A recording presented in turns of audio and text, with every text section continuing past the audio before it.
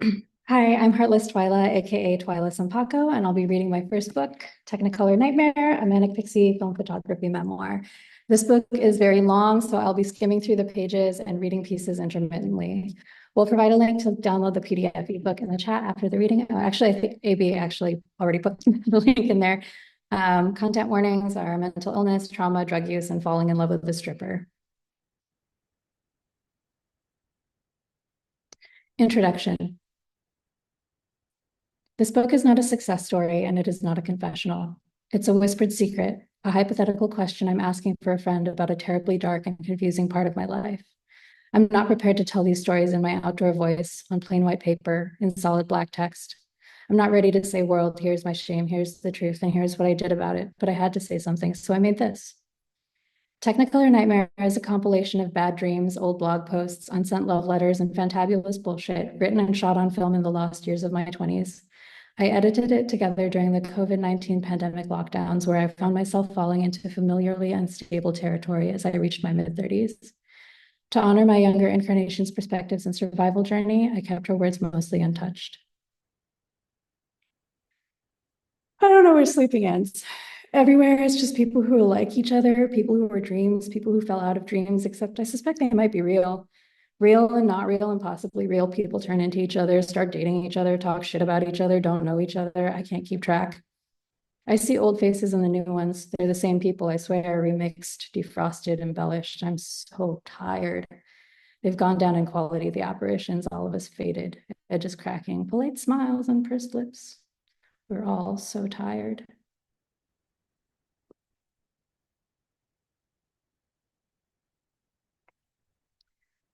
Today, a man stared straight at me and said, Asian girl skinny, like a request, or dance move, or an espresso. I'm also overcaffeinated, and I have done 2 very public interpretive dances today.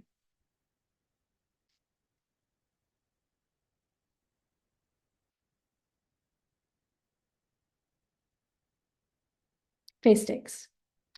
These things are true of me. I possess unusual creativity. I have vivid and bizarre dreams. I am very good at remembering and reconstructing my dreams. I'm not sure which quality begets what, and I doubt it matters. The issue at hand is that I have been FedExed a box of human faces. The faces have been neatly wrapped onto individual styrofoam trays and stacked, much like the steaks at a grocery store. I appreciate the wax seals of authenticity on each package. However, this is not the order I placed. Someone made an error, and now instead of the 500 paper Buddhas I requested, I have a box of face steaks staring at me. Which brings up another question. Where are their eyes? The clock on the nightstand says it's 6 a.m. I think I'd fallen asleep around 4:30 or 5-ish maybe. I try to close my eyes again and get some real rest. Good luck with that, we say, as I drop into the other side again, right into the crop of a wailing wooden goose with fuchsia sails headed for Tortuga. Oh no, I think to myself as the goose glides over the ocean of tulip petals. I forgot to return the faces.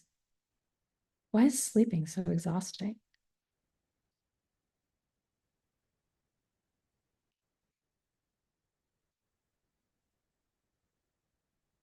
Same old sins in a brand new instance. A lot of things have happened in the last year or so, including but not limited to several job changes, a new laptop, a new boyfriend, and a new bout of alcoholism to numb the shame.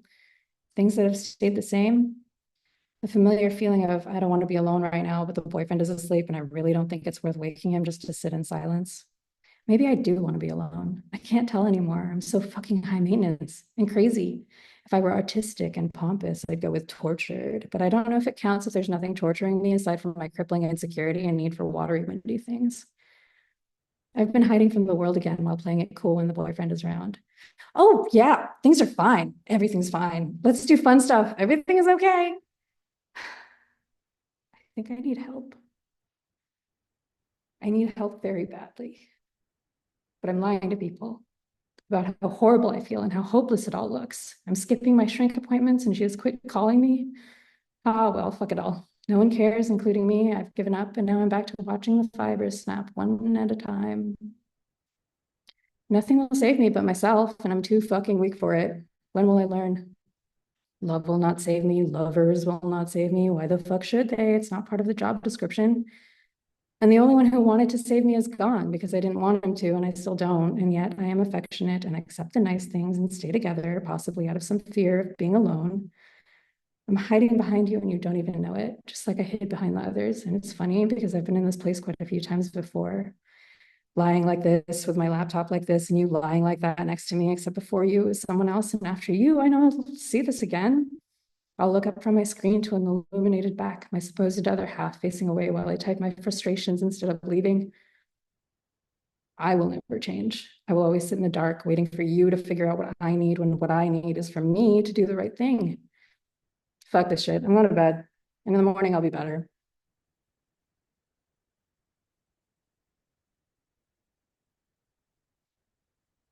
I dreamed he smoked golden orchids, exhaled rivers crawling lazily, forming clouds of stars on the dark blue ceiling, the surface of the ocean upside down above our heads, rolling with the interference of the music of my mother's perfume, bamboo islands and little white flowers floating in the strange new sky.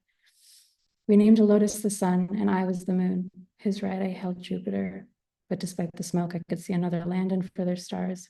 I saw the tributaries to follow, and each day I wake to wonder how long until I drift down one and out of the dream.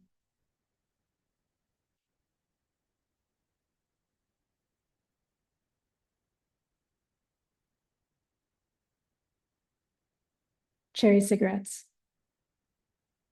We battled our way out of the mess of resentment and unnecessary headaches to a grassy hill under living rolling clouds, listening to the music bloom up around us and smoking cherry cigarettes with reckless abandon.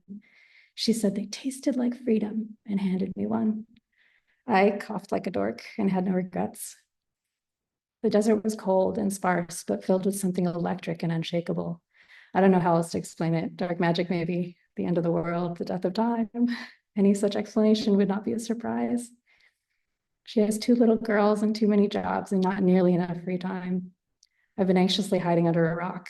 Now, when I miss her or when I feel trapped, I look for cherry cigarettes and remember that in the middle of the shit fiesta that was our mismanaged and mentally tormented lives, we had a stronghold and we held on to the light. Rest in peace, cherry cigarettes, outlawed in 2009.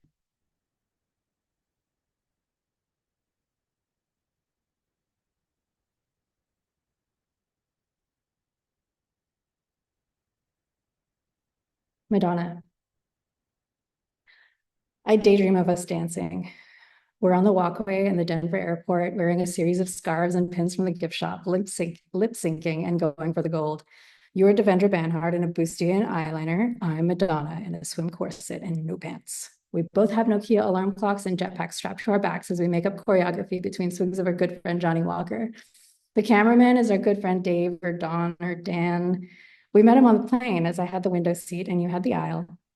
Don sat in the middle and you passed me notes in a small bottle of NoDoz in which I kept the various chemicals that made the trip more or less or significantly less tolerable for your leggy anatomy and my antsy fire pants that could never sit down for too long.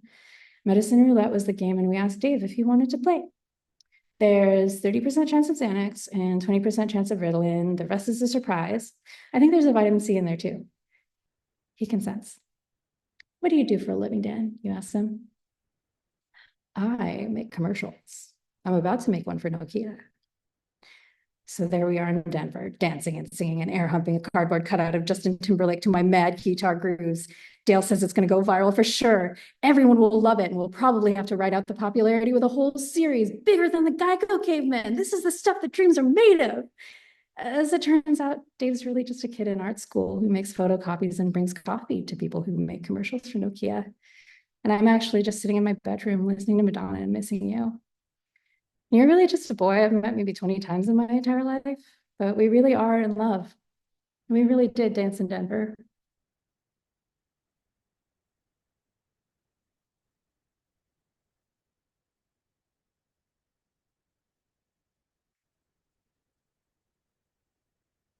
Rest in peace, Buckaroo Tavern. My best friend was conceived because of you, and I never had to pay for my own beer.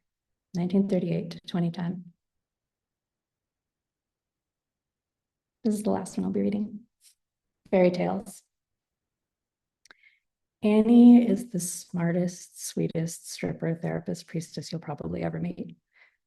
She's a really nice girl who has her top off, and she will give you the privilege of a lap dance upon the respectful sacrifice of some cold hard cash. With teasy charisma and clever small talk, she discards your pretensions and empties your wallet. A college dropout who sold amphetamines on campus, she runs a pharmacy and has her very own holiday with work published in a little academic journal called Science. Get a little closer, watch the devil dancing in her details. This fairy has no natural predators. There is enough of her biography to fill millions of books in just as many genres, and that's just the fact-based ones. She is probably the second coming, and no warnings could have prepared us for how much cuter she is than Jesus. Pardon my blasphemy, but also prove me wrong.